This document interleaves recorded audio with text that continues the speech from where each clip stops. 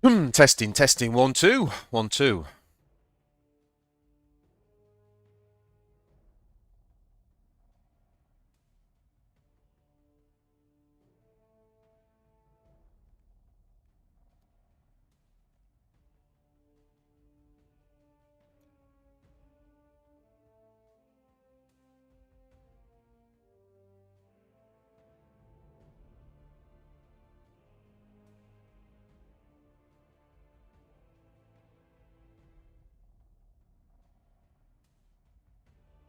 2, 1, 2.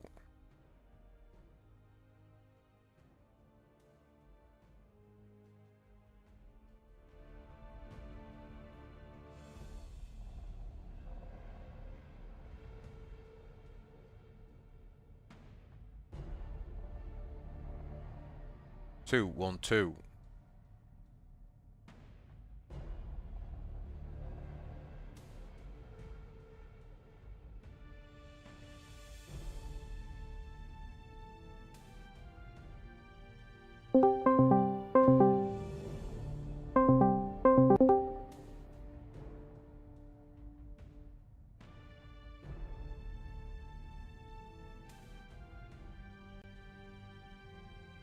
Hello.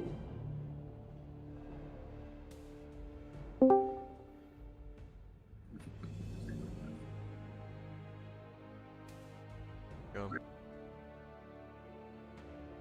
Hello. Oh. How you doing? Hi, guys. We're going to get going in just a second. By the way, the music, as always, is a masterpiece. I gotta say, man, the Warpforge music is... It always hits the exact thing. I don't know. Crazy good. Glad you like it. Thank you. Yeah, it's really top-notch. AJ, I'm about to teach you why you should have played HHL. You'll know it when you see it. I found a very familiar thing. Hold up, hold up. This screen. Look at this. Sharing.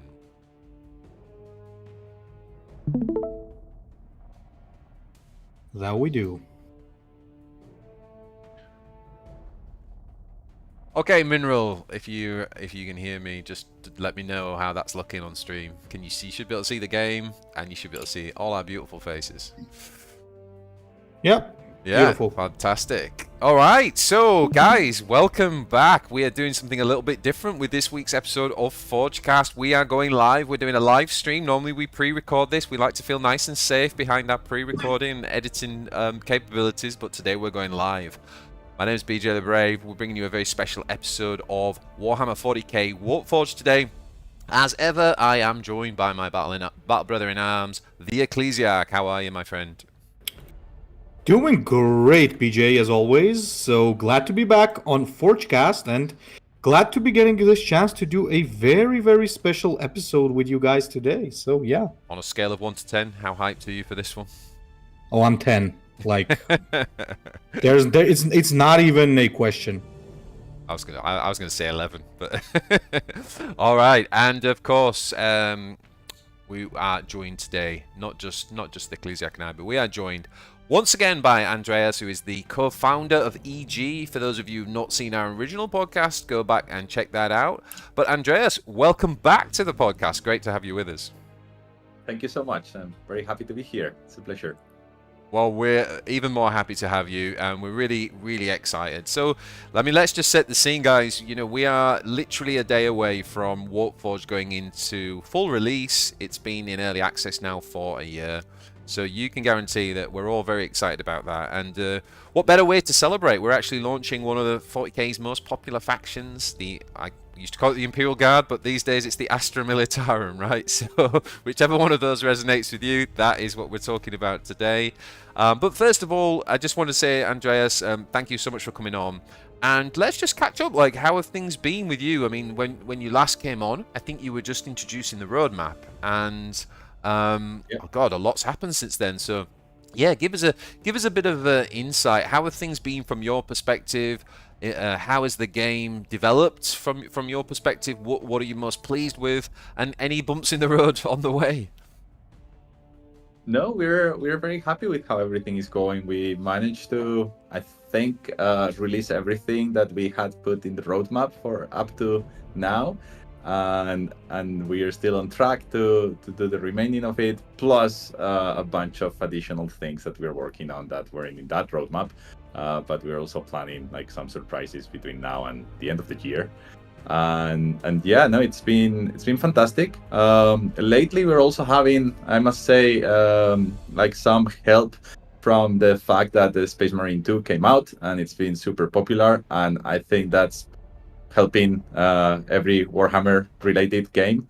We're seeing a lot more interest and people like searching more for Warhammer on the app stores, and so that's going really well.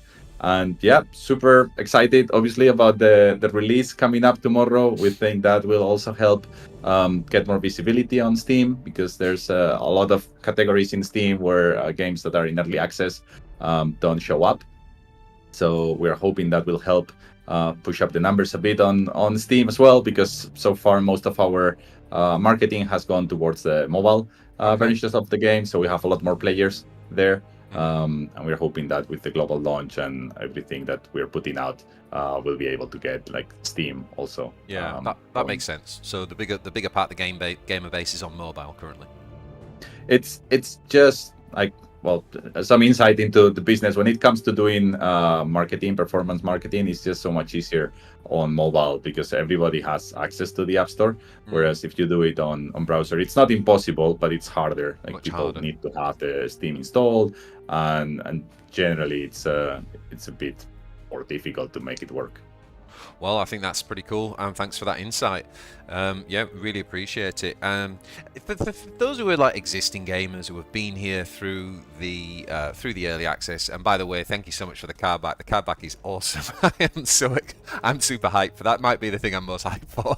Getting that card back tomorrow. It's a really good one. It's a really good one. Absolutely love it.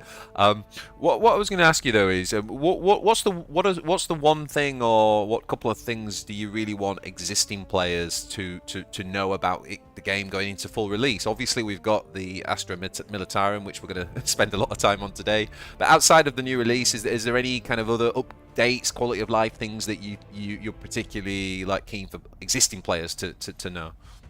Yeah, well, obviously there's a few things on the game itself that they're a bit hidden away, so they're perhaps more focused on experienced players rather than new players. But particularly when you go to your deck collection, where if you click on the deck and you see the practice button, before it used to just get you playing against a bot using one of the random decks that are in the game.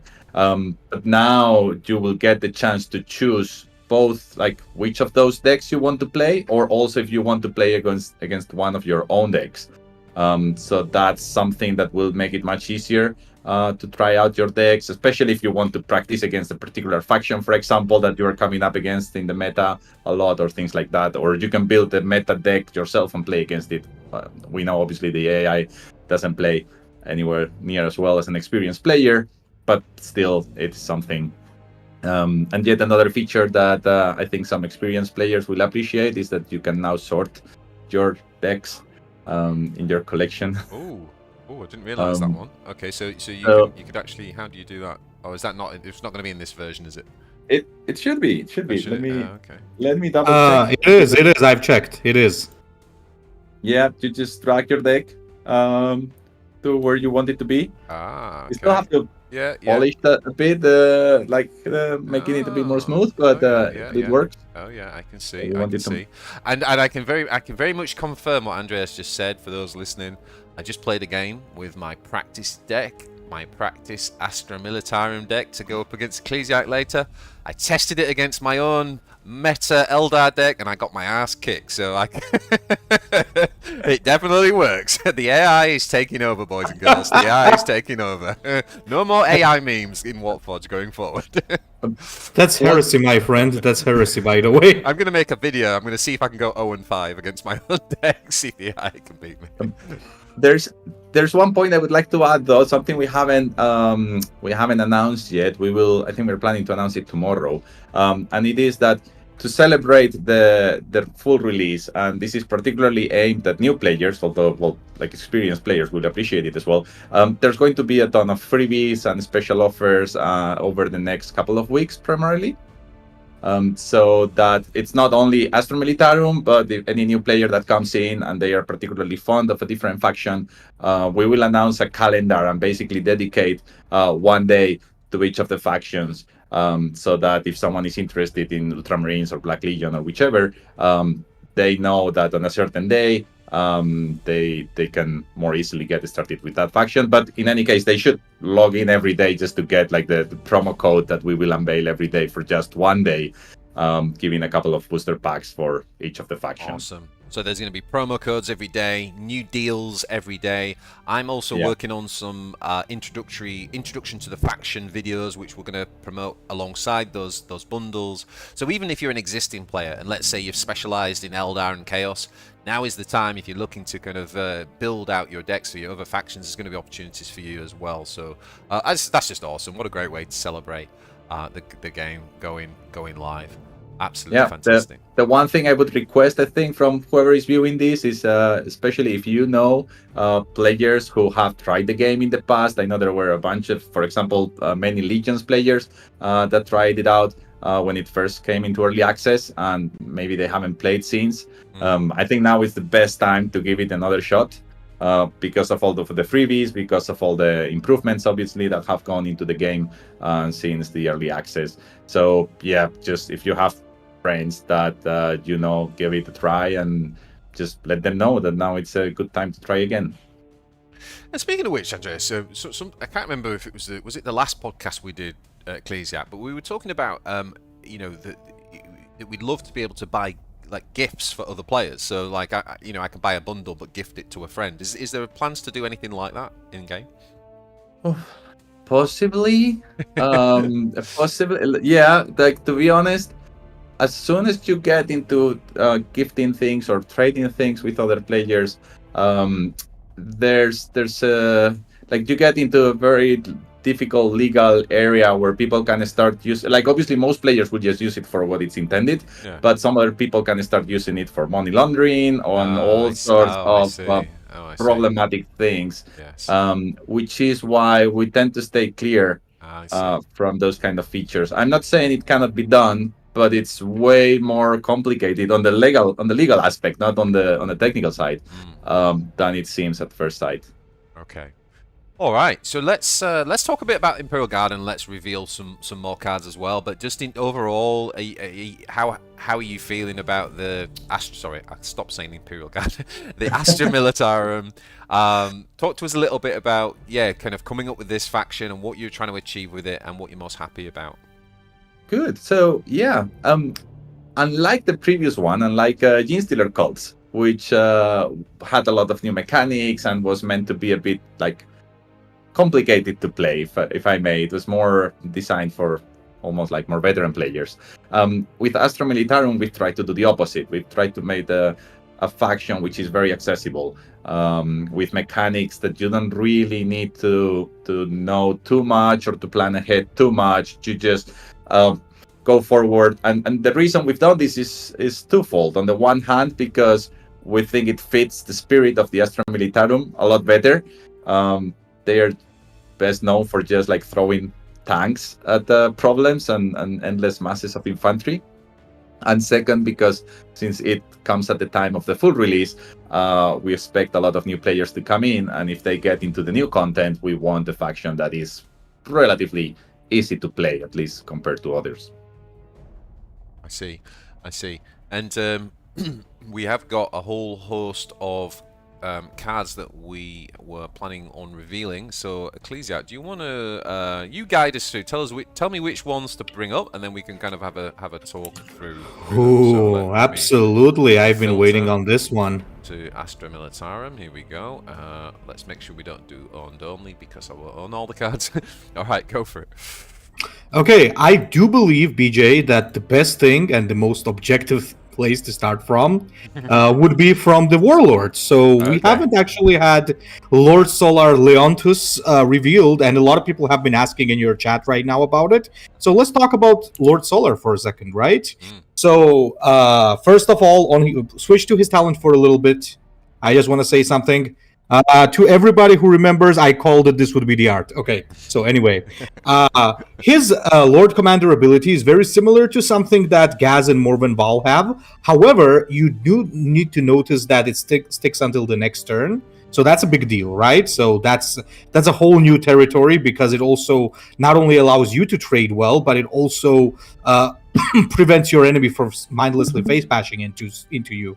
And his duty ability is actually pretty cool. So it's to deal 3 damage. Now, I did say in my reveal video that I, in general, love Warlords having duty. I think that's a beautiful design overall, because it's like you gotta decide when are you gonna use it, right? When is the correct moment to use it? So yeah, I think this is really cool. I really like him. I'm really excited to play him. And yeah, overall, I'm a sucker for Lord Solars in general. Macarius is like one of my favorite characters, so yeah, I'm happy to see Leontus as well. And Andreas, with this guy, how does he, from you working on the design and everything, how is he intended to fit in with the faction? What's the kind of thinking behind him? And that ability, we've sort of seen, as mentioned there, we've seen it, haven't we, a little bit in kind of Gazgul and Morven, but you're moving more towards this kind of until your next turn, which I really like.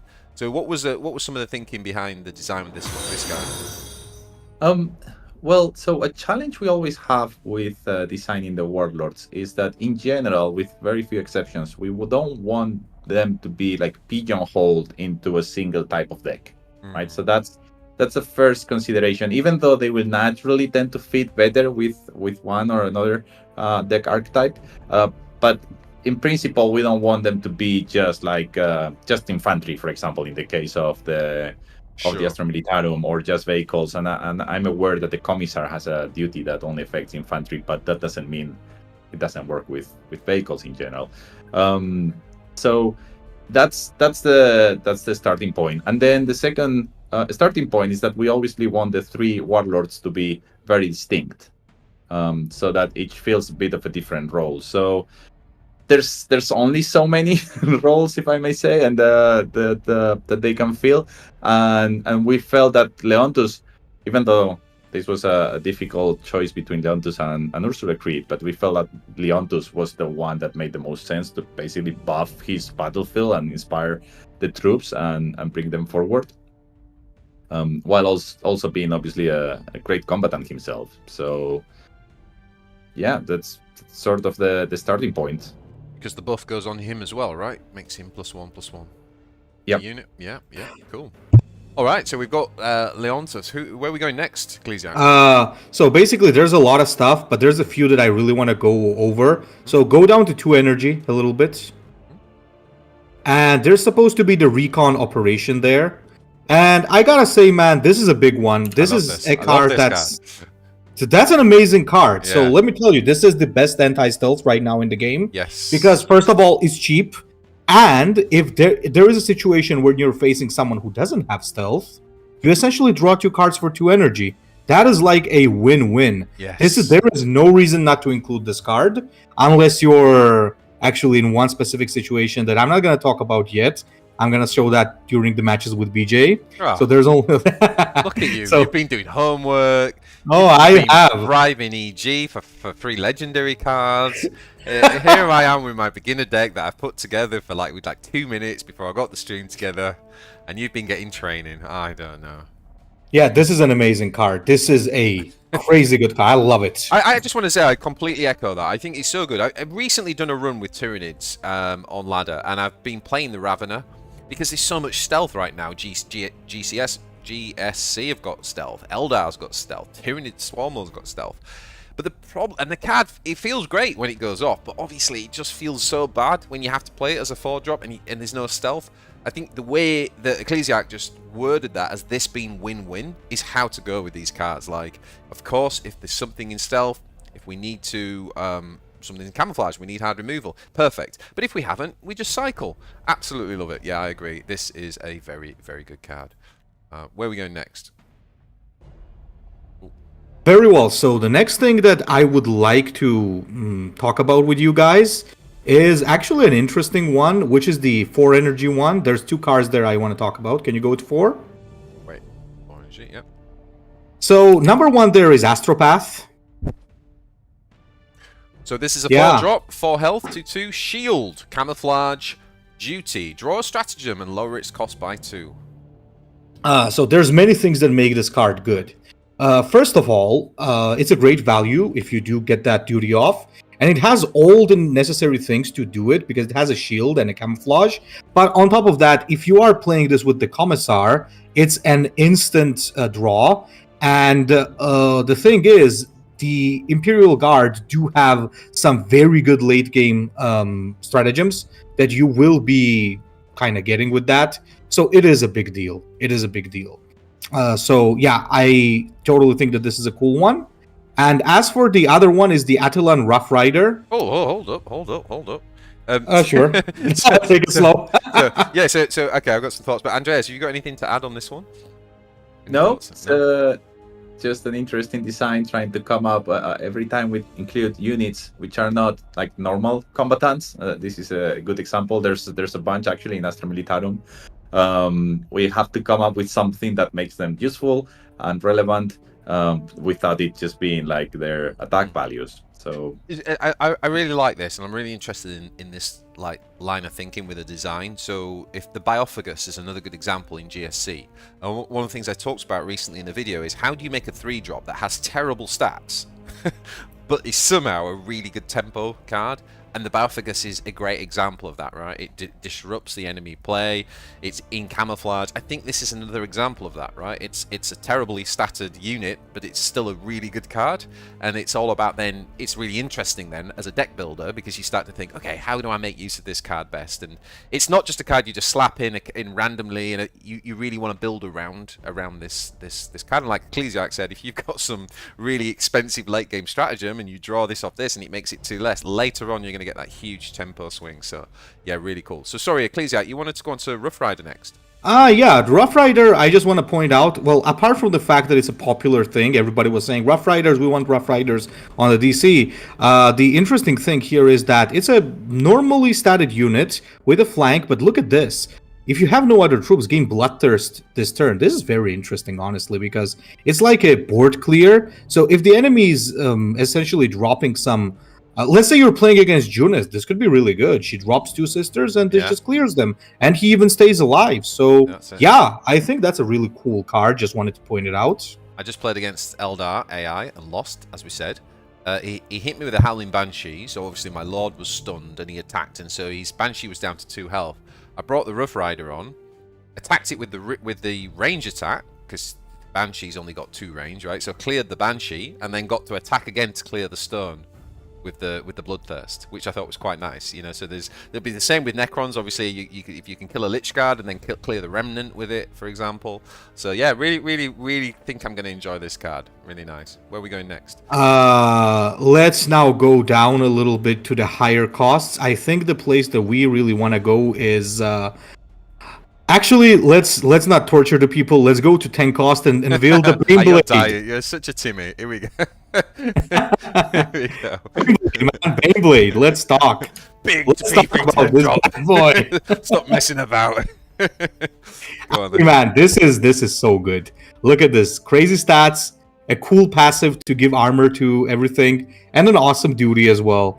I really like this. And it's not that abusable as well, because you cannot really play this together with the Commissar because it's a vehicle. So unless you're pulling a lot of cost reductions and dropping it with a Vox Operator, it's not going to be that scary, right?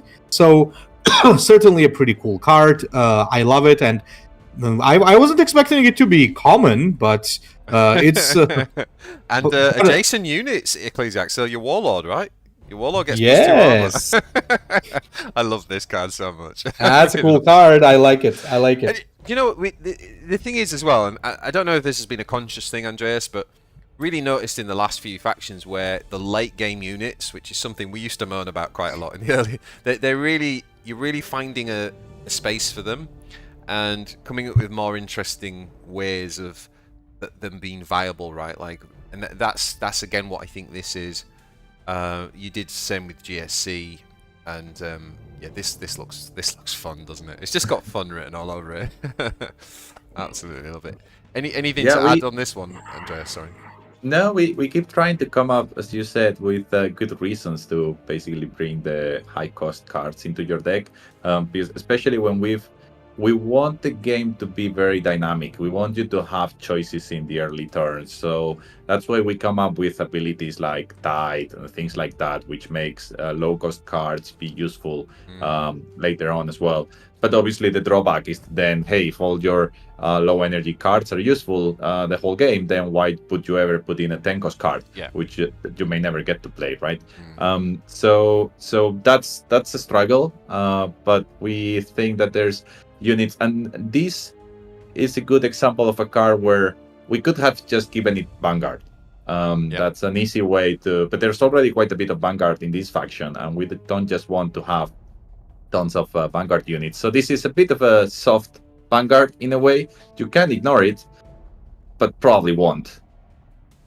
I love that, and the fact that you give the armor 2 to your Warlord, is like a soft Vanguard, isn't it? It's still protecting your Warlord, but in a slightly different way, and it's going to open up different scenarios. Yeah, absolutely love it. I think that's fantastic.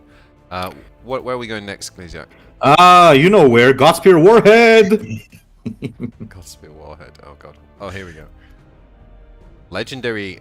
Deal 10 damage to all enemy troops.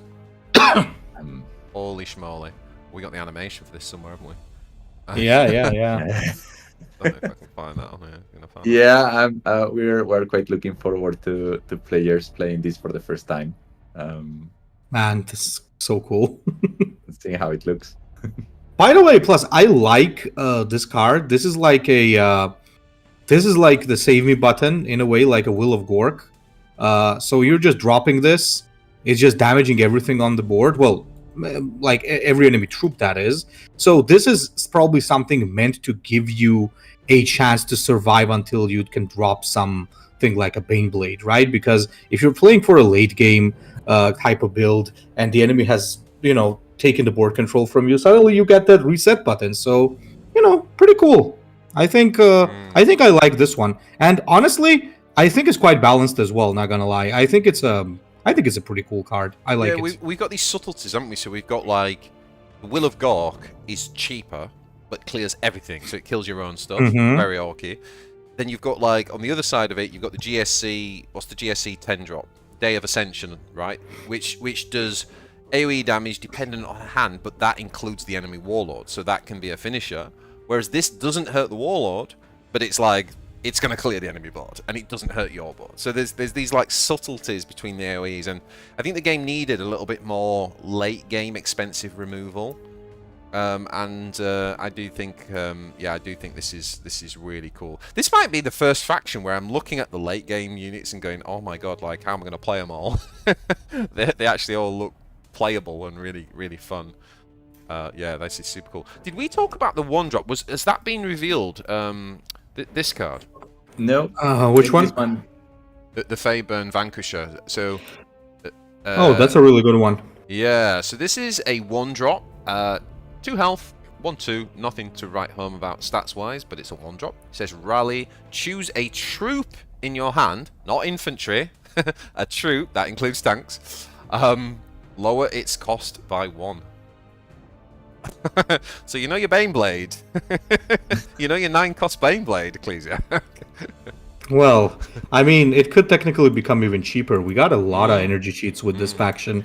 Pretty interesting, honestly. And what's your thought on that, Andreas? Because I know the community will be a little bit nervous, given, we've experienced, for example, when we had the Ultramarine Predator meta, which was all about cheating mana. We've had other examples of it. It's always a risk when you start to cheat on energy mana, isn't it? What are you confident that the balance is okay here? Like, what's your thoughts on it?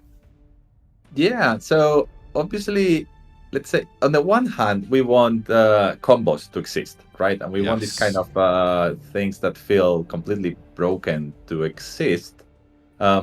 But the idea is, for example, if you spend a lot of cheap cards like this one to lower the cost of your tank, and yeah, you get the Baneblade early, but you've spent your whole hand doing that. We don't think that's necessarily broken. It's like, well, you've spent a lot of resources on doing something, which, by the way, you are not even guaranteed to be able to pull off, because you need to have the Baneblade in your hand, for example, say if that's the combo you're trying to pull out. So we don't think that there's any problem with that in principle. We do think it gets worse with, for example, the Predator was a good example. You have something that can basically clear anything that the enemy puts on the board, and you don't necessarily lose that many resources. So it's very hard, basically, for the enemy to come back from that situation. So that's the balance we have to try to strike, and that's where we are quite happy with how the duty mechanic has come up, because basically, in our mind, these activated abilities just naturally fit artillery. In particular, we see like the big tanks just shooting from afar, not necessarily taking damage themselves. But then the risk with those type of abilities is precisely because they don't spend any resources. If you just have a tank that can kill any enemy troop that comes into play without getting any damage in return, then suddenly there's no way for the enemy to come back unless they have some big stratagem to clear the board. So we like the fact that duty allows you to do that once, feel very good about yourself, but then the next turn, if the enemy plays another troop, you just have to kill it the usual way, and you take damage in return. So yeah, that's basically a roundabout way to say that we hope the same thing that happened with the Predator won't happen again now, and we've tested that as much as we could. I like what you're saying there about you want combos to exist, and they should be slightly overpowered when they come off. The drawback, generally speaking, in card games is that you have to pull the pieces together, right? So if you play 100 games, you're not going to have the perfect combo 100 times, but you might get them 8 times and feel great. The thing that made the Ultramarines broken wasn't just the energy cheat, it was the fact that you had Vara Tigerius, and the meta deck in the end played only 3 stratagems, which meant you could guarantee draw the battlefield supremacy by E4, and that meant you could basically guarantee a Predator or the equivalent. We had other big tanks in there.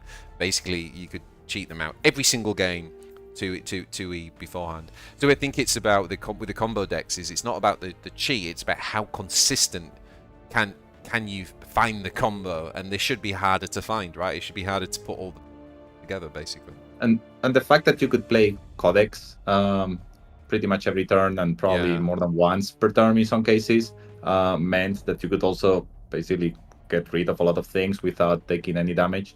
So yeah, we don't expect the same level of OP combo and reliability to happen with Astra Militarum. But we can't promise that someone won't figure out the way. While we're on the subject of balance and stuff, I think it's the right moment to talk about one single card that's been bugging the community. And I think you know which one that is, BJ, right? Go to 4 energy. I want to talk a little bit about that card. I'm not necessarily saying we should kill it or something. I'm just going to give you a few opinions on that. The KDS stands one. So let me tell you what exactly I think might be 2 issues with this card. Possibly, of course, we first need to test, but this is what I mean. So this card reminds me of a sister card to this from the Horus Heresy Legions. This was what the Ultramarine mission reward was. Now, this kind of raises an alarm, because if you get this on curve, you're basically generating infinite Vanguard value, and the way that the Ultramarines actually generated that in HHL was they had to spend like 9-10 turns to actually pull the mission off, and they would then get a buff, and it started dropping free Astartes. So this one kind of sparks that red light. But I think the main issue that the players have pointed out isn't this card necessarily alone. It's the Ursula moment, because she can technically generate more of these. So if she gets lucky enough to generate even one more copy of this, we might be looking at a very, very, very scary situation. And God forbid she gets more, because then you got like a warlord just generating free stuff just because she got lucky. That kind of is something that perhaps might have slipped. I don't know, but I think that might create some instances where it might be a bit of a problem. Not a bit, like it might be a big problem. So, BJ, what are your thoughts on that? Well, I mean, that would be insane, wouldn't it? If she generates it as well. I suppose the thing with this card is I look at this card and go, oh my god, if I play this on 4, I've won the game. Like, but at the same time, you've spent 4 energy, you've done nothing.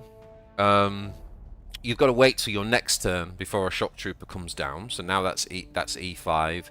Then you've got to wait till your next. Does it cost 2 if you play it on its own? It's 2, isn't it? So it's not until E6 that you've then got your value back from what you invested. And that's if you drew it on at the start of the game, right? And it's a legendary, so there's only 1 card in your deck. So again, one of the things I like to ask myself is, what happens here if I play 100 games with this card? I aren't drawing this before E4 in 100 matches, right? So it's one of those where it will feel massively broken, I think, when you do draw it on curve and you play it on 4.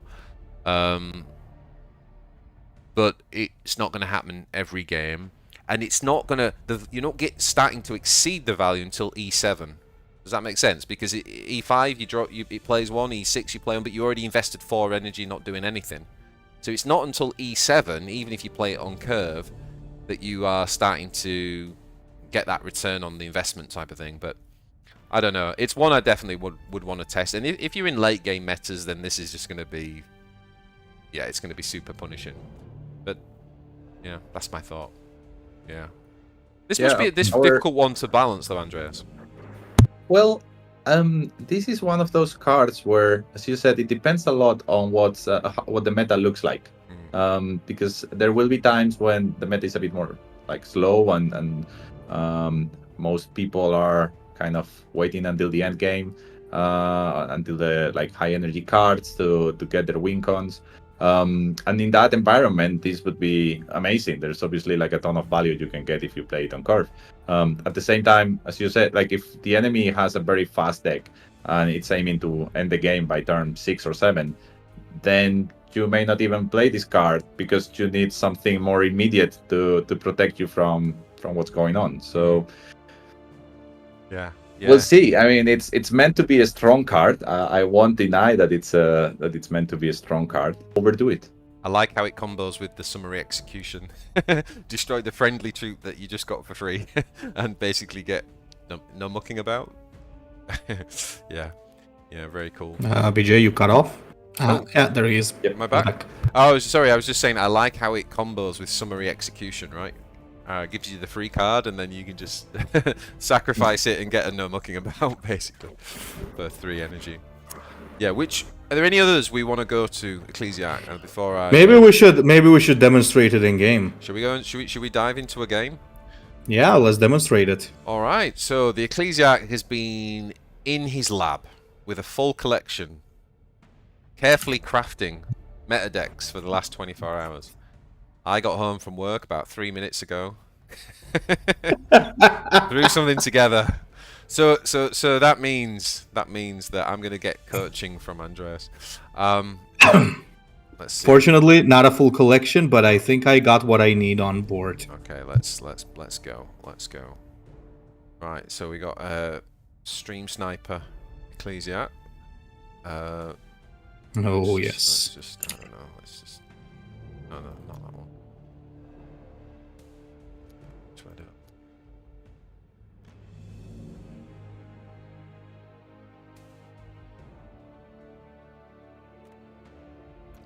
Okay. So let's find you.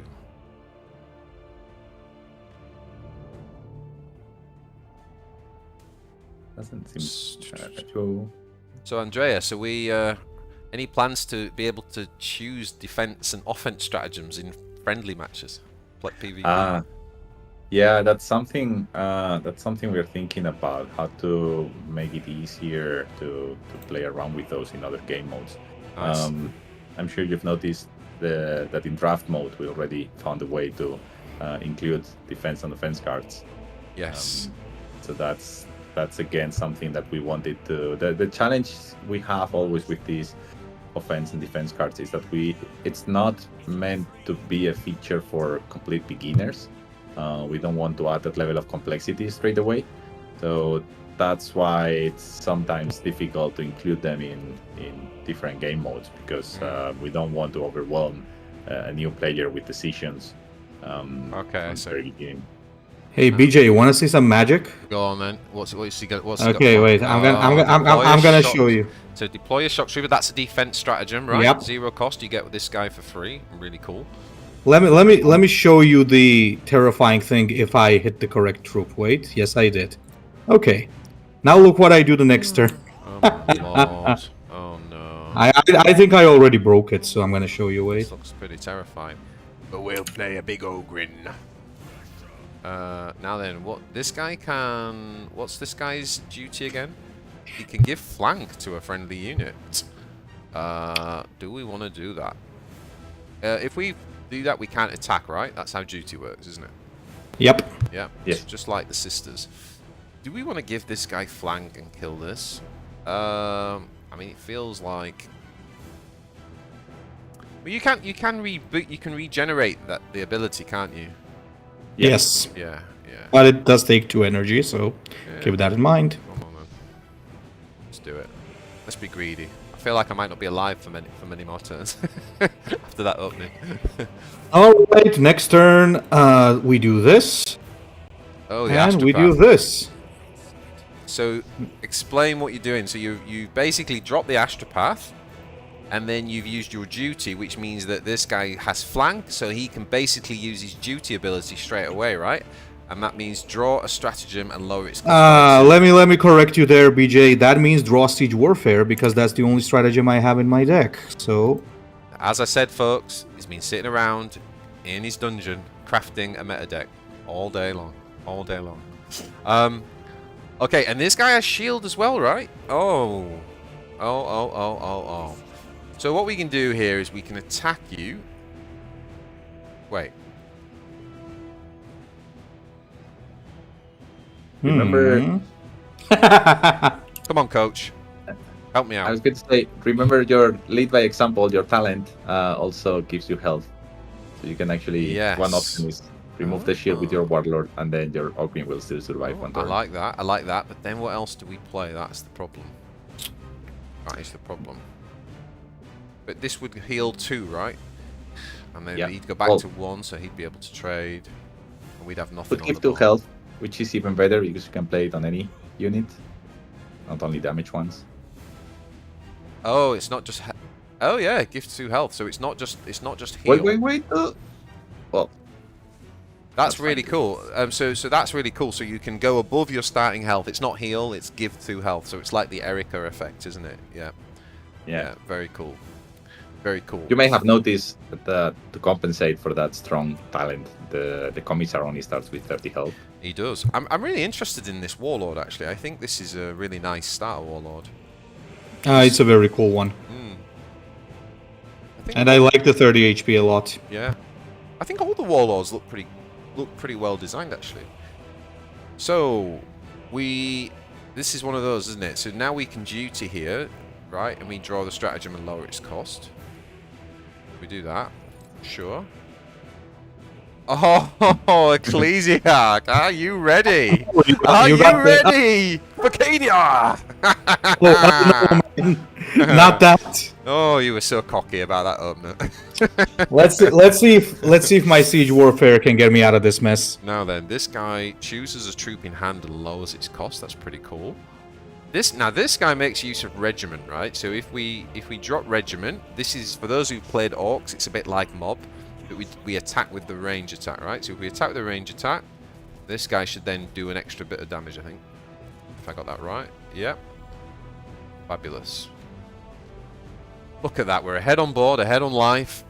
We've got the Cadia stands down, which you can right-click on your warlord to see that. There we go. For the rest of the battle, at the start of your turn, deploy a shock trooper. Oh, here we go. Here we go. Blanking Ogrins. So I need to... Oh, so the cross, Andreas, that's showing that you've used the duty, isn't it? And then when you refill That's that, right. that will go. Okay, that's pretty cool. Now then, what do we do here? We've got the Chimera, which says friendly infantry troops have 1 armor. That's pretty cool because we've got two of them down right now. That's an option. We can play the Vanquisher and then that.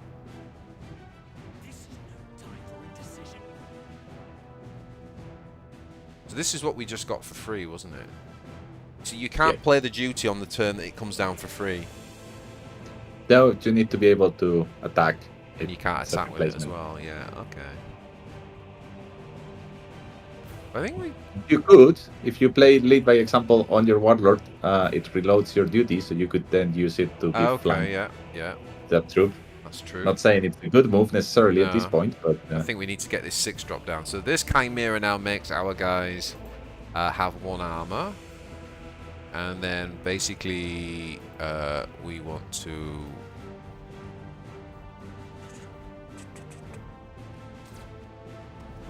And then we can do something like this. Is that right? And then use the ping from that to kill it. Yeah. So if anyone was wondering why did we attack with the range to take the extra damage, it was so that we could trigger the Cassacrin. Okay, now we've got a big tank down. Next turn, duty, deploy 2 shock troopers. Bearing in mind we get an extra shock trooper from the Cadia stands. We could be putting 3 guys down.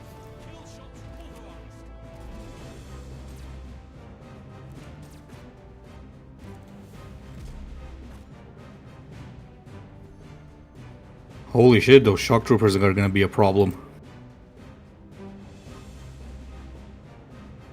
Now then, this is a good turn to play the Lehman Russ, Andreas, right? Because this guy has regiment, so that means we've got lots of triggers for this.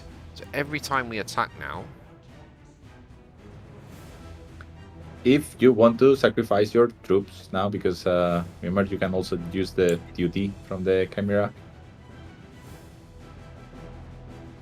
Let me just say that again. So duty, deploy 2 oh yeah, right. So we can attack with this. Range attack, trades there. That triggers the Lehman Russ. And the Cassacrin. Oh no, we did that wrong, because we should have kept the Cassacrin, right? Because that also had regiment, so I kind of did that a bit wrong. Okay, so this guy we're going to go and do this. Hopefully the 2 damage hits there, but it keeps missing. Not behaving. I guess we probably just do this now then, because we don't risk the 50-50 again. And then your point was we cast duty on this, and then that brings back 2 more dudes.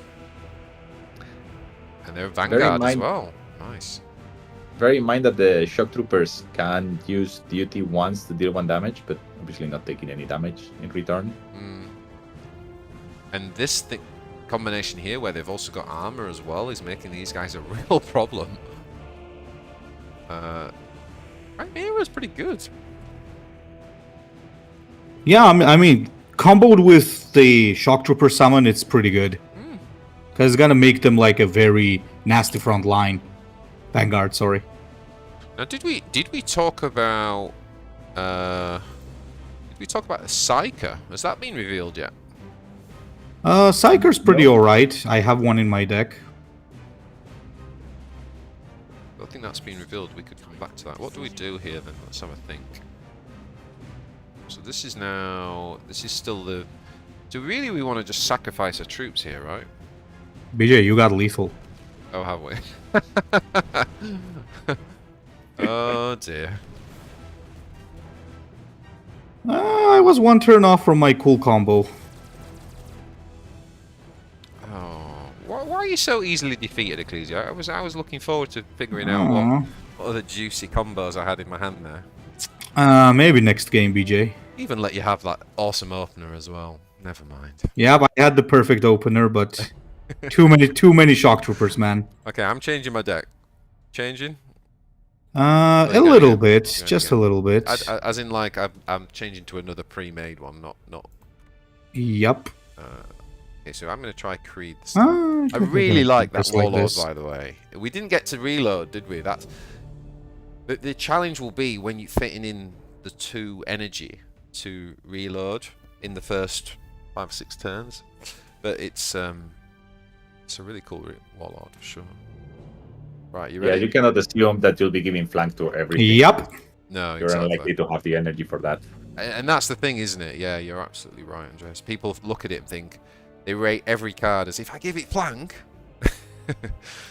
But yeah, It's always that moment if it has flank. yeah.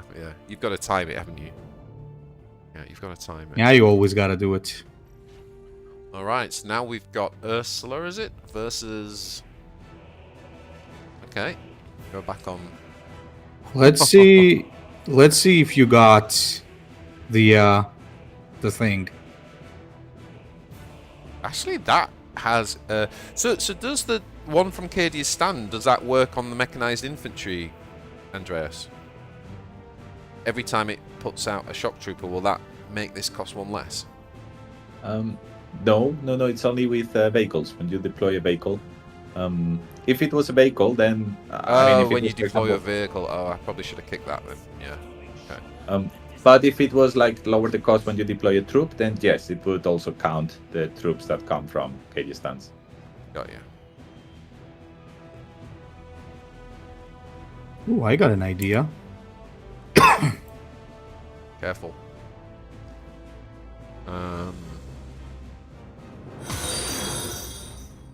Thank you very much, guys, for the follows. I'm really sorry. I'm trying to look at 17 screens at once, so I'm not doing a good job at keeping up. But I do really appreciate. Hope you're enjoying the content. And over to you, Ecclesiarch. What have you got? Timely reinforcements. So you have the defense card again.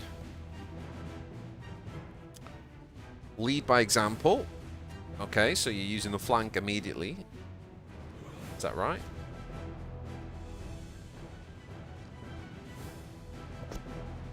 Nope. Oh, no. It was just using... It's not using your duty, is it? That's just giving the health. Right, okay. Yep. Got you. So now we get to do something pretty cool. We get to... No, we don't. Okay, so we would have to trade here. And then we can use this card. Born Soldier. So this is a bit like... What's the Space Marine one for 2 energy called? My blank shot. Yeah, so it's like Yep. an Imperial Guard point blank shot, isn't it? It's 1 damage draw instead of 2 damage draw. I quite like that. I figured that was pretty good cycle. You could go face as well. Now we could So, draw yeah. 2 cards, or we could choose a stratagem in your... Choose a stratagem. Add it to your hand and lower its cost by 1. Let's use the Warlord power. Let's see what happens here. Oh my gosh. Oh my gosh. Uh-oh. Uh-oh. Something that Ecclesiarch talked about earlier. Uh-oh. Oh my god, did you do what I think you just did? Uh-oh. Oh no. Let's see how that goes. Let's see how it goes. I mean, to be fair, it's going to be a lot of tempo being lost, but... I mean, if it's two troops every turn, it's it's gonna be fine to lose tempo. I think. Okay, so let's do this.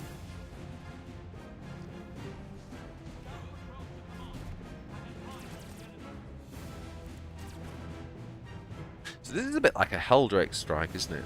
Artillery strike.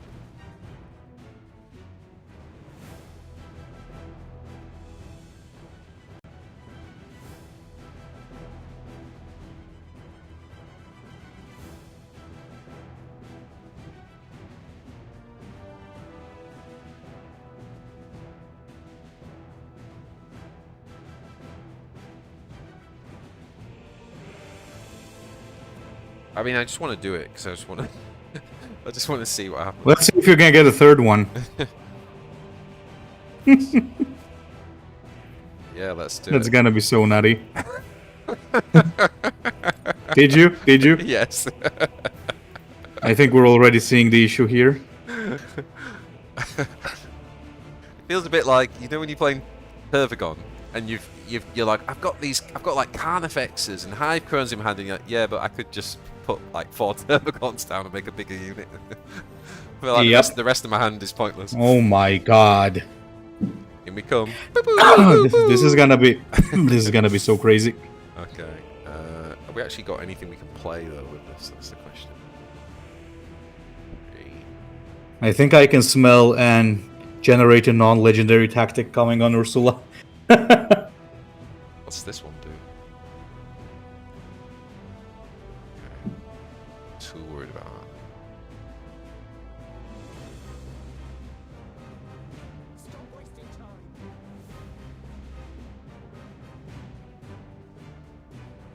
Regiment. Gain +1.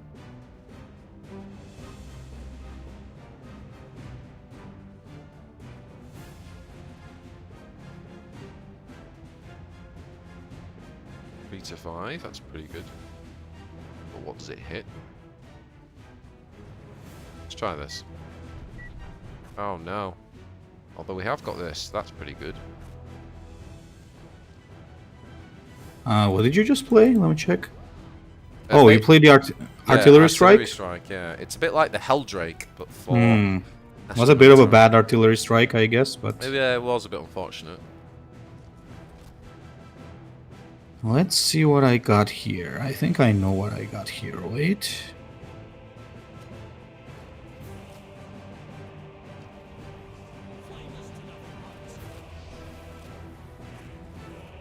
Oh man. Clear it up. Ah, hello. Welcome back, warriors. Welcome back. Yeah, I guess we just... You can't be serious. I mean, obviously you're gonna get to react to this. This isn't great, but still. Yikes. For those players who have played Legions before, I think all these shock troopers may bring back some bad memories from the Defenders of Caliban Jaggers. Just filling the Oh board. boy, oh boy, oh boy. Smells like trouble. Well, I can't deal with it, technically speaking. When you create a new faction in Warpforge, Andreas, how much do you look back to like HHL for, you know, for the inspiration? Well, I mean, it is there. We cannot. It's in our head. I guess we cannot not have it in mind. And in some cases, what we try to do is essentially iterate on it and see what worked and what didn't work. And I think some cases are quite obvious. Like for example, with the Gene Stealer cults, how the sabotage cards are kind of an evolution of the Alpha Legion traps in Legions. We try to see if there's a way to make the mechanics better, other than simply using them. Although there's we don't have a rule that says it cannot be a mechanic that already exists. Did you just drop a third one? Yes, I did. Yeah, it will go. You'll see next turn. Oh my god. This kind of feels like Necron Warriors, right? Like we just sort of. I mean, yeah. Here we go. 1, 2, 3. Yeah, that's getting ugly. Oh boy. Right. All we got to do is just not die. What have we got that helps us not die? Well, that's pretty cool. That's pretty cool. Where's it gone? Pinning fire. Deal 2 damage to an enemy and stun it. Now, if it's stunned, it can't use duty. Is that right, Andreas? Yeah, that's right. So very good in the mirror match. So let's do that. Let's go ahead and stun you. And then let's... Armor 1, regiment, gain +1. Okay. I quite like that, actually.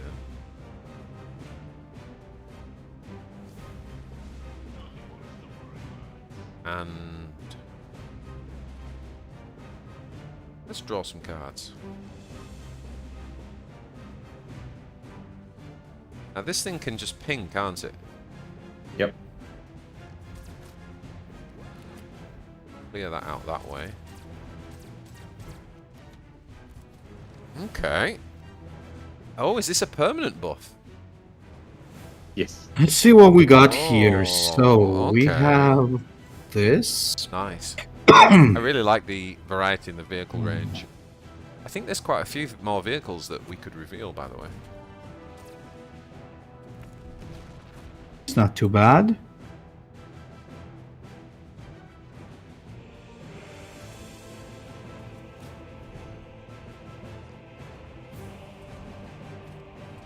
So now, every one of these that attacks, Andreas, would give us buffs to this guy's range attack, but then they don't get to use their duties, right? That's right. That's the drawback. If you just ping with duty, and you don't trigger regiment with that. I see. Because they can, that's going to put them in play. You'll basically miss one because you don't have. So let's not do that. Let's attack here first. We're going to attack there, clear the space. Do we want to go all in? Also got the Rider, but that would die. This is more of like a trade down unit, isn't it? The Rough Rider's more for clearing out small things. Probably not great here. Small things could be shock troopers, actually. Let's do this. Ooh. Let's see what you get. Manticore.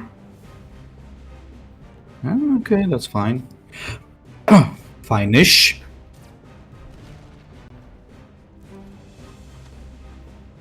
Guess we've got to kill that now.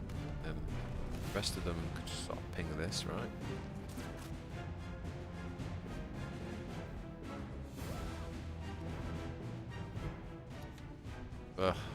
Not really sure there actually, because it's not even created enough space for the 3 guys that are going to drop. Has this thing got blast? Oh, 2 damage. Oh, it's the regiment one, isn't it?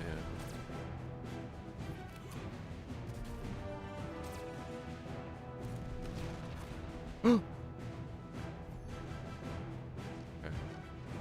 Here they come. Here they come. Right. This one's long range.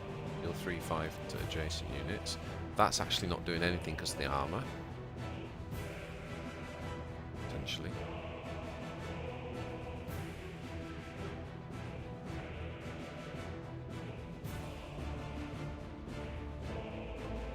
Makes things cheaper.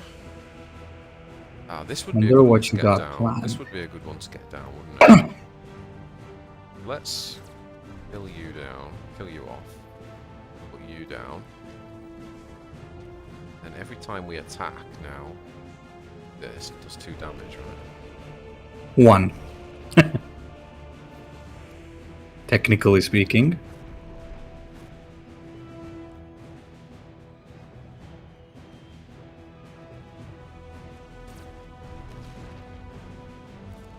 Oh yeah, because of the armor. Sure.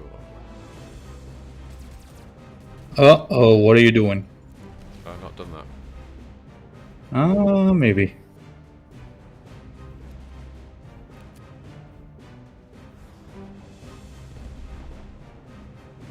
What the heck?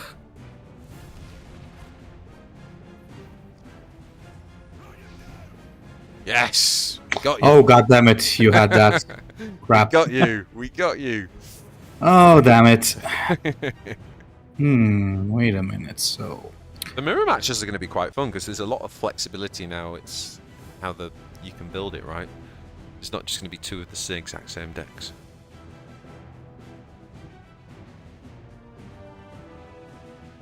So what are some of your favourite synergies, Andreas, from the new faction? Ooh. Let me think. Frankly, what I enjoyed the most is just with the commissar, trying to figure out the right term when you have already used your duty, but you can reload it. Reload it, yeah. Yeah, just trying to adapt the energy that you need to play the troop that you want. and then still play lead by example on your warlord, so that you can use flank on the troop that you just played to use its duty, and then sometimes just find out at the last moment that you're trying to give flank to a vehicle and that doesn't work, and you've just like messed up.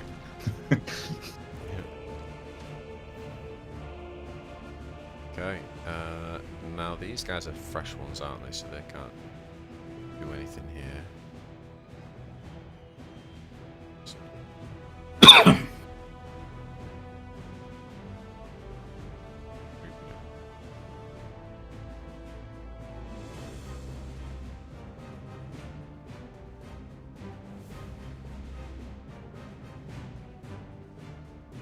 So we are going to get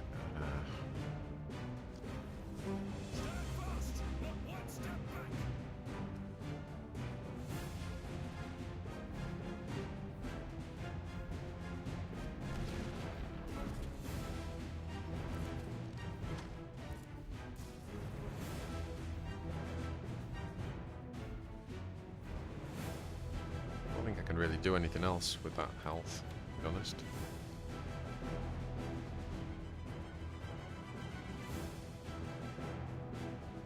Maybe you've got me this turn.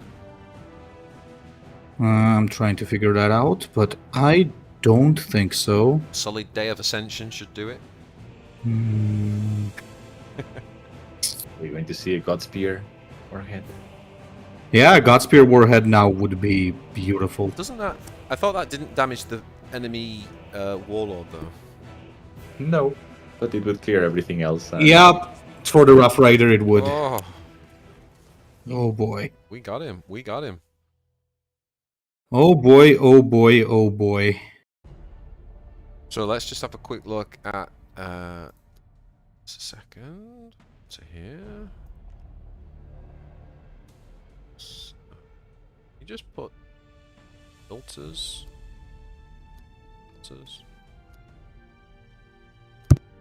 Where's, oh, there it is. So if I go tanks.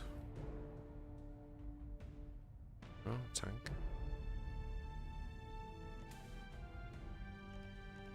Yeah, no, it will only show tanks that have like the word tank in the name, I'm afraid. Oh, I see. If you choose vehicle, I think that could work. If I do You what, just sorry? If you type vehicle, A vehicle. Right, yeah. The... Oh. Go. Here we go. Owned only. Yeah, so were there some of these that hadn't been revealed? We've talked about the Baneblade. Rogue and Dawn, that got revealed. The Vanquisher got revealed. Did the Valkyrie get revealed? Didn't it today? What about the Basilisk? I don't remember that one being revealed. No, that wasn't. So, that's a new one. yeah, okay, so we've got a... So it's quite cool. I love that you've brought long range in, by the way. Because I do think that's a very cool mechanic, and it's not something that feels like it should only exist in Tau, right? Like, it's 40k, this should be lots of things at long range. So Yeah. I really love the Basilisk having long range. So You seven... may have noticed the icon for long range, which is a missile. It's fairly generic. It's not so Yes. Tau specific as say Companion or some others. Yes. So Yeah. And yeah, you've that's got a what's kind of few intended. units, haven't you, that have got it in the Astra Militarum as well. we always we're happy with long range because basically there's a lot of mechanics which are just variants of sneak attack, where you attack and you don't receive damage in return, and that's a bit of a nasty mechanic. It's very annoying to play against it. So having something that like long range, which allows you to get that effect, but not probably not for a long time, because as soon as you attack, you lose it. It's always the kind of variant of sneak attack that we are trying to find. And what about this one, Ecclesiarch? I really like the Hydra. So regiment deal 3. Oh, that's an interesting one, yeah. Deal 3 damage to an enemy with flying, and obviously you can trigger this multiple times. So this could potentially completely wreck a flyer, couldn't it? But Absolutely. it is one of those cards where you probably would it will come in and out of the meta, right? Depending on what we're seeing. So I love that. Yeah, it's a pretty good one. I like it as well. I think it's an interesting card. I don't think it'll be played too much, unless unless there's a very flyer heavy meta, which might happen, obviously. But it's a good card. It's like one of those vanilla cards that has use, which makes it really interesting. Yeah, and I like that you have cards where they're not going to be in every deck, but the faction has them. So if the meta shifts in a certain direction, you've got an answer. You're not just getting frustrated going, I can't do anything. You go, oh god, what am I going to do against this anti-flyer spam? Oh wait a minute, I've got that Hydra card that I haven't been using. Let's stick two of those in. Yeah, really like that one. The Chimera was pretty good. We talked about that. The Shock Trooper, Andrea. So is that kind of like there's quite a lot that's designed around that card, isn't there? So is that a bit like the Neophyte in GSC, where there's quite a lot of combos, isn't there, around the day of ascension approaches? Sorry, guys. And so yeah, so there's quite a lot of There's quite a lot of synergies, isn't there, with the Shock Trooper? Yeah, And I mean, well, as I said, like the starting point for the Astra Militarum is, hey, we wanted to feel like you have endless waves. Waves of infantry coming through if you choose to play them that way. So yeah, we just came up with lots of ways, and the Shock Trooper was kind of it made sense to use it as a token, because the other infantry that we have, for the most part, it wouldn't make sense to have that many of them on the board at the same time. So rather, like, we could have done things like, put in play a random infantry, or a random infantry that costs 2, or that costs 3 or less, things like that. But we decided to just go for Shock Troopers, lots of them. Okay, yeah, I'm really looking forward to. I think that might be one of the synergies I'm most looking forward to playing with, which is really cool. And we've got here the Armored Squadron. Choose an Astra Militarum vehicle and put it in your hand. It costs 2 less. So this is not choose one from your deck, right? This is one of just choose any. It'll show you 3 random ones. We are going to be able to seriously get a cheap vehicle, aren't we? There's so many ways to do that. Like Tech Priest, which is actually the legendary that I drew. Tech Priest Engine Seer is pretty cool for that. Like there's a lot of good stuff.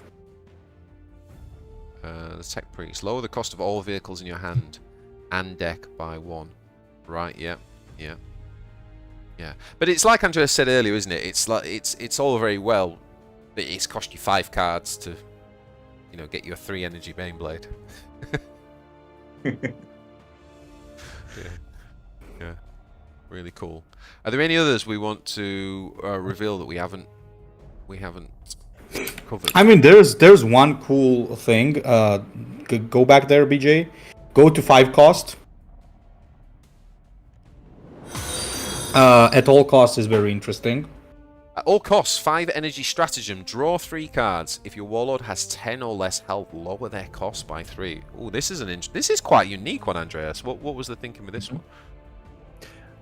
Well, one thing we always, as much as possible, try to come up with is cards or mechanics or ways to turn around a game. We think that games are fun when the result is unclear pretty much until the end. You may go ahead, you may be ahead, but if basically if at some point the result is obviously like very clear for both players, then that's not fun. And well, one of them may resign, but if they don't, it's just boring to carry on playing when you know how it's going to end. So we always try to come up with cards like obviously Will of Gork is one very obvious example, but cards that can turn around the situation. That, hey, probably the enemy won't have it in their hands, but if they do, you still have those nerves that hey, this isn't over yet. Cool. And this is meant to be one of those cards. How it will play out, well, it's not guaranteed to save you, but depending on what you draw, it may very well allow you to turn things around. I see. Yeah, that's really interesting. And of all of the cards that have been designed in the Astra Militarum, are there sort of 2 or 3 personal favourites that you have? You talked about. Let's see. I You think talked I would about say Declan, didn't you? You like that? I love the Commissar. I really like the Shock Trooper. I think it's a super versatile card. Doesn't have very high stats, but between the Vanguard and the Duty, it can stay on the board, and the 3 health, obviously. Then let me see. What else do I like? And while you're thinking about the next one, interestingly, as a player, having my hands on this card for the first time in that last game, one of the tensions I felt there was how this worked with, is it Regiment? Yes. So because this obviously its biggest attack is its range attack, and I felt myself wanting to attack to trigger Regiment, but then realizing, well, I'm kind of wasting value if I do that, because I should actually be spending a turn using the Duty to do the 1 ping and saving the health, and then almost the next turn doing that. Yeah. So I did feel that tension. So maybe I don't know if that means it's just a choice or whether it's not designed to go with Regiment. No, it's meant to basically give you 2 options which are both valuable and maybe the right one in different situations. So all the time what we're trying to do is to cram as many decisions as possible within a turn. Even if you just have like a Shock Trooper in play and your Warlord, there are still so many different turns you could play. That's a way basically to create depth and to allow for more experienced players to be able to make a difference versus just having the option of, hey, do I attack or attack? Well, let's attack, right? Okay, so it's more about giving the player options and trying to create decisions, which is, we've talked about this loads, Ecclesiarch, that's always fun, right? When you're sitting there going, what shall I've got 3 lines of play, which one do I do? You don't feel so bad when you lose then as well, because you can kind of reflect and go, maybe it would have been different if I'd gone down a different path. 100%. Yeah, it's always good to have choices there. Yeah, absolutely. A few people in chat asking questions. Andreas, I've got to ask you this, but I feel like it's probably an obvious one. But with all of the new releases and things coming up, are you still planning to do a balance update? And people are asking about, have been asking about Junith, who feels a bit problematic this season, and also they've been asking about Tau, which are kind of almost the other end, where they were obviously this new faction. They came out very powerful. They've had quite a lot of nerfs, and if there's any plans to balance those 2 things. So the answer is yes, but don't expect on this occasion a very large balance patch. Yeah. Because first of all, well, from the stats, the meta isn't looking too bad. So we don't think we have like a difficult situation to deal with. There are obviously always things that can be improved, but we don't think we are in a very bad spot where like a majority of players are playing with the same type of deck, which is the thing that we try to avoid the most. Obviously, very high win rates are something we worry about, but we worry a lot more about very high use rates. If everyone is using the same type of deck, that deck may not necessarily have the highest win rate, because obviously if everybody's using it, then it doesn't lead to very high win rates. But that's when the game becomes the most boring in our view. Yes. So we don't think we are in a bad spot right now, and obviously with Astra Militarum coming up, that's going to shake the meta as well. Plus, we have a lot of players. Hopefully, we should be having a lot of players joining the game in the next few days. So again, we probably don't want to confuse them releasing a balance patch right after they join. Yes. So yes, we're planning to do one, but it will probably be a very limited one. Yeah, I mean, in terms of that, I think ever since we got the new ranking system, the meta has been interesting ever since, because even when you got stuff like Junith and maybe Magus that everybody's spamming currently, you still get like a lot of games where you just don't meet these characters because people have to play different stuff. And I found myself like even playing Kalgar this season, which was considered to be in a very bad spot, and he's doing great for me. So yeah, in terms of meta, I think the new ranking system and all the new factions are shaking it up really well. I do definitely like that for sure. It's brought a lot of fun to the game. Yeah, and it's been one of my favorite seasons. The combination of the new ladder and feeling like Yes, I think Junith is tier 1. I do think her hero power is a bit overtuned. But I can tell that it's way more balanced. That it feels like there are 10, 20 warlords that could all get somewhere between a 50 and 60% win rate this season, which is great.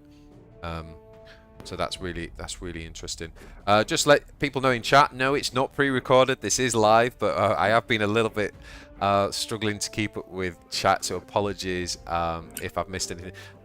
Squirrel says BJ and missing lethals. Yep, good to see I've continued that reputation on tonight's stream. But kindly, my opponent reminded me that I shouldn't be a trading and I should just win the game.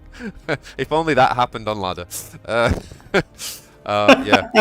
Thoughts on the Ecclesiarch? What are your initial thoughts? Having seen all this, what are your initial thoughts in terms of the coolometer, how cool you think this faction is, and the variety, and also in terms of the power level? Where do you see this? What are your early guesses?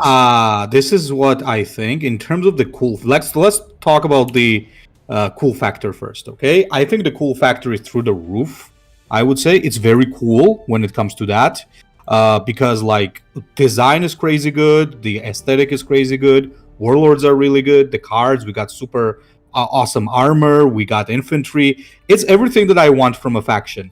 In terms of strength, yeah, I can see them tier 1 already, but we'll see how that goes.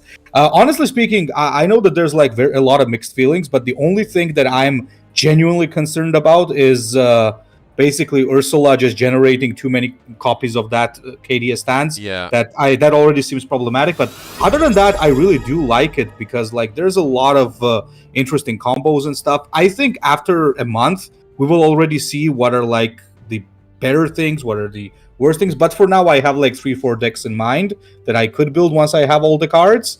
And yeah, I think it could be really good. I do see, as I said, I do see the problem card. I think everybody does, but other than that, cool factor is really good. Like, and duty has to be one of the best things that they've made ever because, like, on a warlord having a duty is so cool. It's awesome. Yeah. Though I will be the first to raise my cup when something happens to KDS stats. Like, yeah, I received the pain from that man today. A couple more quick fire ones from chat. Andreas. Any plans to rework scarabs ever? They're always a fan favorite in the old Necron faction. Well, no, there are no plans to rework them. That doesn't mean we won't do it if it needs to happen, but at the moment, no, there are no plans. Try not to break your monitor, Nazgula. Try not to break your monitor. The answer. Dark Elder 2025? Question mark. I don't think we're gonna get the answer on that. I mean, we what about pre-2030? Should we expect it? Dark Eldars, the Drukhari. Yeah, they're sure. coming. Why There not? we go. There we go. They do exist in the 40k universe. They've got to come out at some point. They do. They've got to They come out at do. some point. Do you know one of the things I loved what you said, actually, Andreas, which I'd not thought about before, was when you said right at the start with this faction, you decided you wanted it to be like quite accessible, whereas with the GSC you actually decided you wanted that to be complex, and I think that's really fascinating. I think the Dark Elder questions just triggered it because in the tabletop game they're seen as a bit of an advanced faction. You know, it's not a simple. They're a bit of a glass cannon, right? They're not easy to win with. But I've certainly found that playing with GSC this season, where it's like every week I'm unlocking new subtleties in that faction and subtle combinations, and then steadily my win rate increases and stuff. So that's sorry, I didn't say that earlier, but I wanted to come back on that because I thought that was a really interesting. Yeah, I must say, in the end, I feel like Astra Militarum has turned out to have more complexity and more depth that we initially set out to. Mm-hmm. But in a good way. So in the sense that if you know nothing and you just like play your cards on curve and attack with them, you'll probably be doing all right. It's not going to be like a super bad place because you should be keeping your troops on the board waiting for something to happen or things like that. So we think that beginners won't be doing too many misplays. They may not be doing the optimal plays, but yeah, we've tried to make it so that you attack with range, because that's your higher attack value, and then you trigger regiment, and all's good. Yeah. And what about the redacted? Will we see a redaction on the redacted roadmap? Are we redacting the redaction? I think is the question. Yeah. So we will be releasing an updated roadmap. Nice. I don't have exact date for that, but probably towards the end of October or early November. You could probably get that out tomorrow. I mean, you're not busy, are you, this week? It's not. Well, so the thing is, for now, for the next couple of weeks, basically we want everyone to be focusing, obviously, on Astra Militarum, but also for all the new players that come in, we have these couple of weeks of freebies and each day focus on a faction. As you said, like, your videos, I think, are going to be great as well for new players to learn the ropes of the game and of their favorite factions. That's, by the way, another reason not to do too big of a meta or a balance patch, because then it may break any kind of videos where you've put like tips on or deck building or things like that. And yeah, basically for now we just want everyone focus on what's in the game. Yeah. And then at the end of the month there will be other news and surprises and more looking into the future. I will ask this one, just because some people, obviously, who do want to spend money on the game, they obviously have to plan their purchases a little bit more and things like that. So someone was asking about the last chance premium campaign offers that come up. Is there? The question is, can we make that a recurring offer and not just a one-time occasion? Is there any way you can help people plan for that? Essentially, I guess.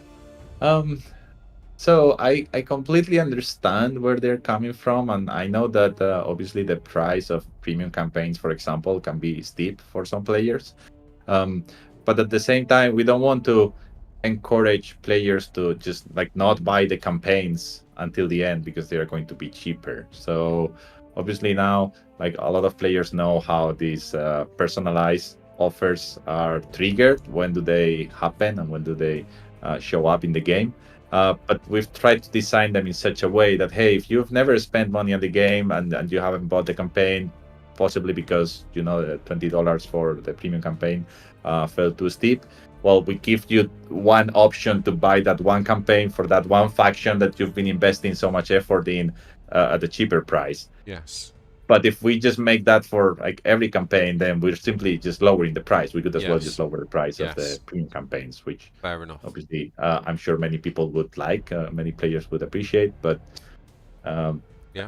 one thing that I must say is, if the price is half as much, you don't get twice as many people buying them. No, to make it a few more, but nowhere near enough to make up for the difference in price. Okay, well, you've explained the rationale. That's, people can take that on board. That's cool. When somebody buys a pack, a booster pack, is the pack different?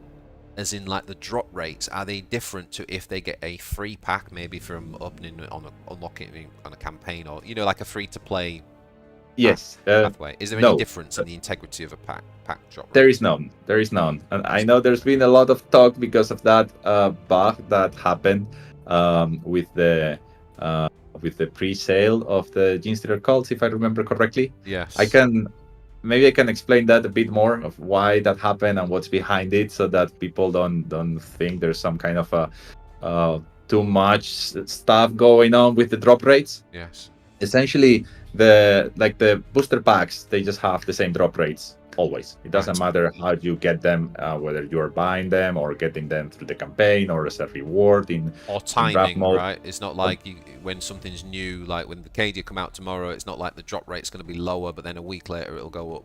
Not at all. Not at all. The drop rates are the same always, no matter how you get the packs, no matter the faction. The only thing that happens is that there is a pity mechanic, whereby after 30 booster packs, if you haven't received a legendary card, then what we do is we detect that, and then we change the booster pack. And there is this special booster pack which is guaranteed to have a legendary card.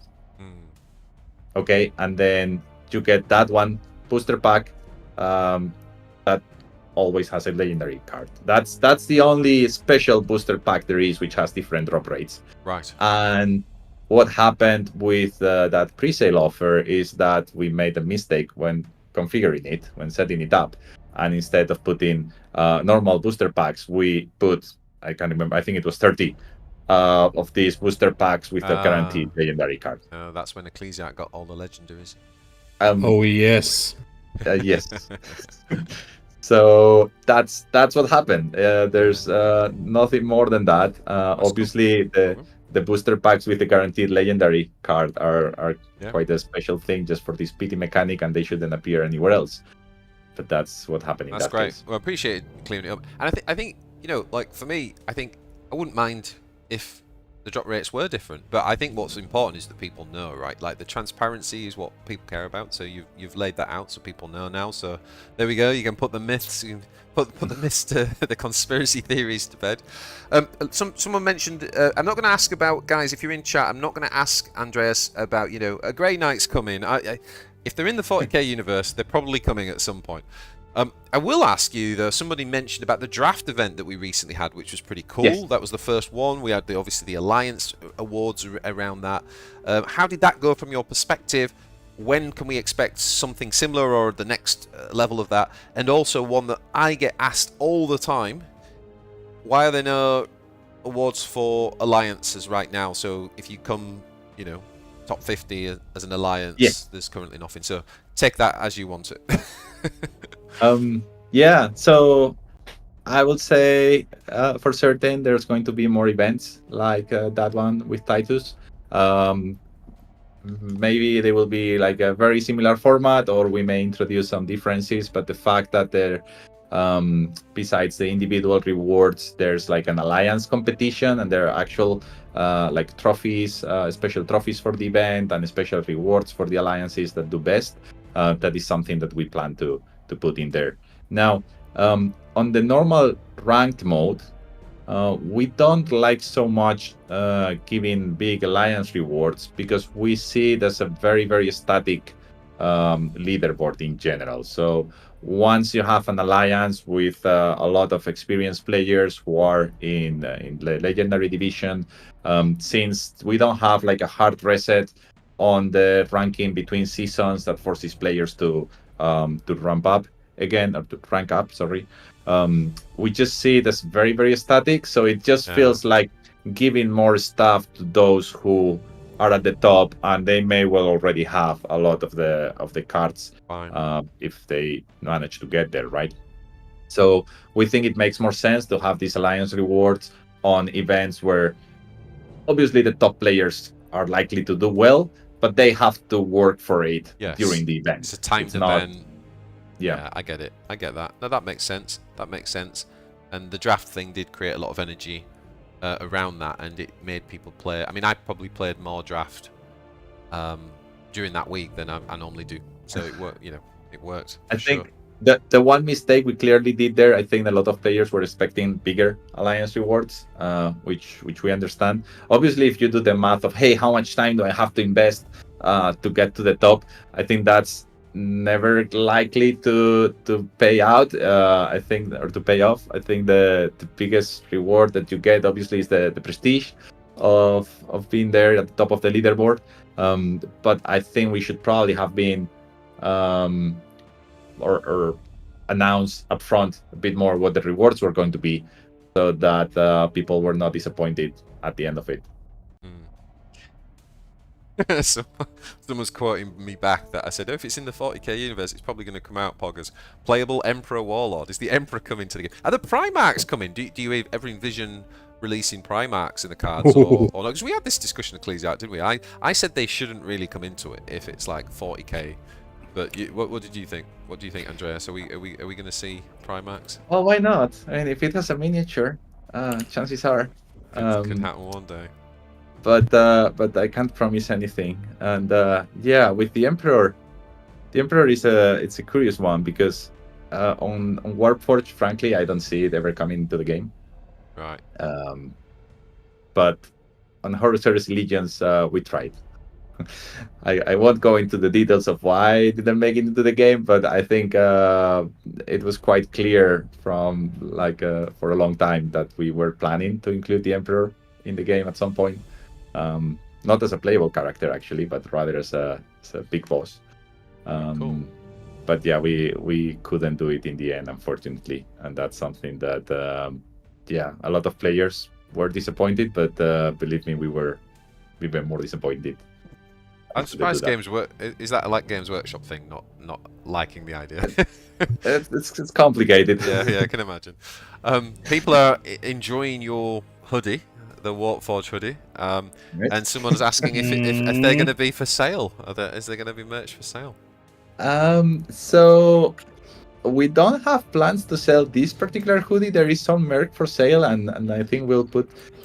We haven't really promoted it much, but in the Warhammer merch store, there's some Warpforge materials already.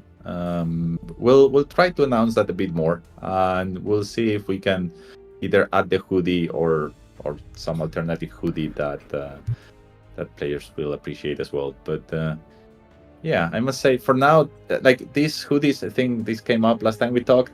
These hoodies used to be just for stuff. Now we've opened the hand a bit more, and we've sent out a few to some of our esteemed collaborators and content creators. Yeah, not me and you, Ecclesiarch. He said the esteemed ones. Oh yeah, we're just those two guys on the podcast. Not those two guys. Not those two again. It's a shame they didn't arrive on time for this, but I think you should be getting them soon. Spoiler alert, chat. We were gonna all be wearing our beautiful Warpforge jumpers, but you'll see them. You'll see them when we go and wrestle them off of customs. We'll get them. So obviously, the game goes into full launch tomorrow, and I wanted to end by really asking two things. So one is, are there any? You mentioned in our first podcast, Andreas, that you were holding off on some kind of marketing and advertising until you felt happy that the game was at full release. So should we expect that now? Are you starting to push and market this and advertise? And well, yeah, that's the first question. Go on. Yeah, absolutely. We've already started, and the game is growing on the back of it, and the plan is only to keep accelerating that and spending more on marketing and the different platforms. It's very dynamic because we keep shuffling around where we show ads depending on where campaigns are performing best. So it can be different platforms. So far we've mostly been doing Android and to a lesser extent iOS, but we'll try to expand that on iOS and also on PC and also the different geos. So we focus primarily on the US so far, but obviously we'll expand that to other markets as well. So now is the time where we put the foot to the pedal and make the game grow. Cool, super exciting. Is there anything that we haven't really talked about yet that you feel we should talk about that's relevant to like what's happening tomorrow, and just what you want people to think about in relation to where the game's at? No, so I guess a couple of things just to mention. So even if we don't always have like an up-to-date, very detailed roadmap, that doesn't mean that we are not working on quite a few things. We are still working on a lot of content updates, both new armies and also additional cards for the existing ones, for the ones that are already in the game, and also new features. We tend to be very cautious with announcing them up front because we don't want to catch our fingers. Sometimes we don't know how long things are going to take. It doesn't always depend only on us. As you know, well, Games Workshop has to approve things as well, and sometimes it's a bit hard to predict exactly when something is going to be ready to see the light of day. So we don't always announce things up front, but yeah, like the roadmap for the rest of the year is pretty packed, and we're already preparing a lot of things for next year as well in terms of content and in terms of new features. a second thing I wanted to say is, in the short term, I mentioned it earlier, but we do plan to have a lot of freebies and offers and stuff over the next 2 or 3 weeks. So Awesome. the full release is really going to mean something. And so it's not only existing players, but I think for new players, there's no better time to get into the game. So I would, encourage everyone to let their friends who might be interested in the game know about this. One request I have for players, which a lot of them do already, but it's please leave a review as well on whichever platform you play, and let players know what you like or don't like about the game. But we think it's review shouldn't just be like for complaining or for letting us know about like something that could have been a support ticket rather than a game review. Yeah. So I think it's a good time as well to let others know whether it's good or bad about the game. 100%. Well, I've cast my 5-star review on Android. I did that very early on, and I agree. Like, and a lot of people, to be fair, in the Discord, they'll have an issue and they'll ask, like, where do we put it? I think part of the problem is people go on Discord and they'll put their complaint on there, and if they don't get a response on there, they think it's not being heard. So do you want to like clarify how you guys interact with the kind of more complainty or feedbacky stuff and the Discord itself? What should people do? Where should they put that stuff? Yeah, no, there's different ways to reach us. Obviously, Discord is a good one. Emails can sometimes be a good one. Certainly for things which are individual, in the sense that, hey, I have a problem, I cannot access the game, or I'm getting some sort of bug, or I had a problem with the purchase, things like that. The best way to reach us is through the in-game help system. There's like help and contact us button in there, or by email. That works as well, but that tends to be the best way, because then we can more easily ask like follow-up questions if they are necessary, or just help the individual in question. For other things which are a bit more open, like say requesting a new feature, or just complaining about something that people don't like in the game, whether it's balance or something like they would like to do something that's annoying them, well, Discord is a great way to do it. Sending an email can also work as well. And what we do is, obviously, we do have people who spend like 24 hours a day on Discord. And essentially, what we try is to keep an eye on those. We don't always necessarily act on each individual one, because simply like there's just too much. We cannot deal with everything.